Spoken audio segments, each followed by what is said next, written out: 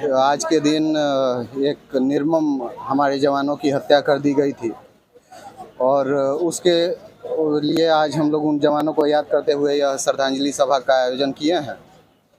हालांकि हम लोग चंपारण से हैं, बहुत लोग परिचित नहीं थे, तो यहीं घाट आके और लोगों से हमने बोला और लोगों ने सहयोग किया। इसके लिए धन्यवाद तो नहीं देंगे क्योंकि जवानों के लिए संख्या काफ़ी कम थी। संख्या कम रहेगी। जब भगत सिंह शहीद हुए थे उनके साथ भी कुछ ही लोग थे। यहाँ पे लोग आपके मरने के बाद आपके लिए रोते हैं और फिर आपको साल 2 साल में भूल जाते हैं। यहाँ पे आपके लिए शहीद हो जाना आसान है, आपको याद रखना यहाँ कठिन है। जो शहीद हुए हैं परिवार, उनमें से अधिकांश को आज तक मुआवजा नहीं मिल पाया है। उनके बच्चों के लिए कोई सुविधाएं उपलब्ध नहीं है।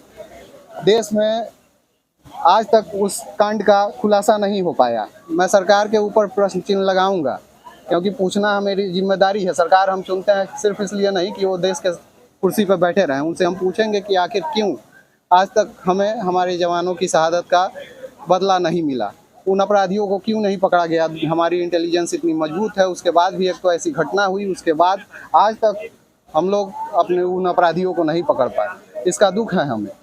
और आपने कहा संख्या कम है, वो हमें पता है। हमारी जनरेशन जो है बिहार में स्पेशली आप लोग देख रहे होंगे, ना शिक्षा है, ना स्वास्थ्य है, ना रोजगार है। लेकिन बच्चे यहाँ सिर्फ सोशल मीडिया पे आके बाहुबली बनेंगे, लेकिन जब जमीन पे आने की बारी सोशल मीडिया पे लोग स्टेटस लगाते हैं कि आज वैलेंटाइन डे नहीं, हम ब्लैक डे मनाएंगे। लेकिन ज़मीनी स्तर पर बात करें तो असल में लड़के और लड़कियाँ वैलेंटाइन डे मना रही है। आप इधर से वहाँ चले जाइए, हज़ारों इस रेस में लड़के लड़कियाँ बैठी मिल जाएगी। लेकिन अभी यहाँ पर मोमबत्ती जलाने के लिए आप आग्रह किए, आग्रह करने के बाद भी लोग आपके पीछे नहीं आए। कोई उसका दुख नहीं है। जो लोग आए उनके लिए हम खुश हैं। दुख की बात नहीं है, लेकिन उनके लिए हम बता रहे हैं देश के प्रति भावना जो है किस तरह से वो, यदि उतनी भावना होती तो हम गुलाम ही ना हुए होते। चंद सैनिक आए ब्रिटेन से और हमें गुलाम बना लिए। कुछ लोग आते हैं, हमारे आते हैं, हमारे ऊपर सैकड़ों साल, हजारों साल तक हम लोग गुलाम रहे हैं दूसरों के।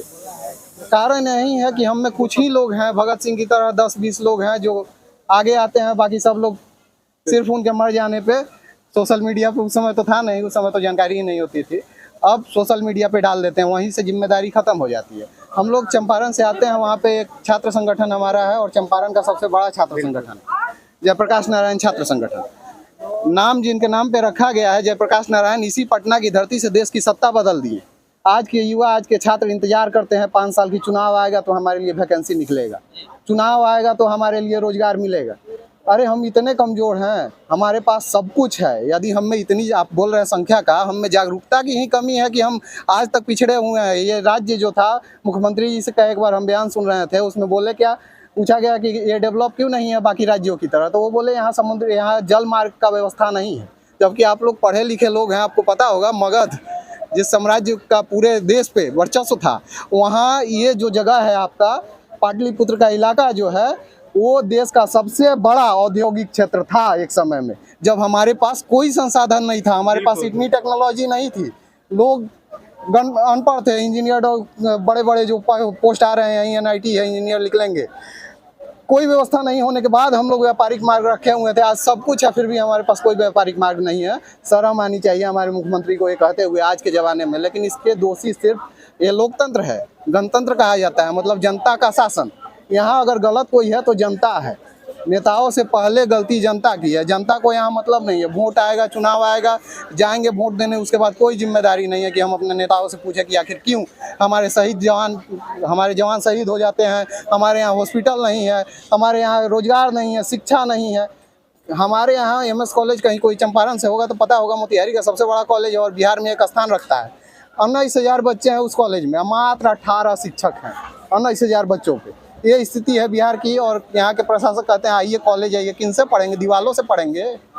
तो हमें युवाओं को, आपने बोला युवाओं को जागरूक होना पड़ेगा। सिर्फ सोशल मीडिया पे बाकी सब कीजिए, मौज मस्ती होनी चाहिए, जीवन है। वैलेंटाइन का मैं विरोध नहीं करता हूँ, होनी चाहिए, आपकी अपनी इच्छा है, लेकिन अपने अधिकारों के प्रति जागरूक रहिए। पूछिए नेताओं से कि हमने आपको वोट दिया, अपने नेता से सवाल करना सीखिए। हमने BJP को वोट दिया, कोई दिक्कत नहीं, आपने RJD को दिया, कोई दिक्कत नहीं, लेकिन पूछिए तो भाई कि आपने हमारे यहाँ काम क्यों नहीं किया। 30-30 साल से नेता हैं, 40-40 साल से विधायक सांसद बनते आ रहे हैं, और क्षेत्र में पूछ दीजिए, जनता से पूछ दीजिए, उनसे तो छोड़िए कि 5 को काम गिना दीजिए, वो अपने नेता का नहीं गिना पाएंगे। लेकिन अगले इलेक्शन में कहेंगे मोदी जी बोले हैं वोट देना है तो हम देंगे। लोकतंत्र में हम लोग को अधिकार दिया गया कि हम लोग चुनेंगे विधायक और विधायक चुनेगा मुख्यमंत्री। यहाँ क्या हो गया, उल्टा हो गया। मुख्यमंत्री चुनता है विधायक और उसको हम लोग जाकर वोट डाल के आ जाते हैं। बिल्कुल। वो कैसा आदमी है उससे मतलब नहीं है। अभी बीजेपी की सरकार हम लोग वोट दिए उस समय जब इसकी सरकार बनी, लेकिन उसके सरकार में एक बलात्कारी मंत्री बन गया था हरियाणा का, आप लोग को याद होगा।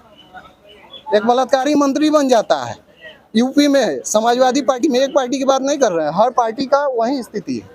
तो हमारे युवाओं को जागरूक होना होगा। सिर्फ महीने में यदि हम लोग, युवा इतनी तादाद में है आपके बिहार में, युवा सत्ता बदल सकते हैं, इतनी ताकत है। हर परिवार से एक छात्र है, लेकिन हम लोग महीना में एक दिन ऐसे घूमेंगे घाट पे। लेकिन कह दीजिए कि महीना में एक दिन सरकार के विरोध में सिर्फ खड़ा होना है।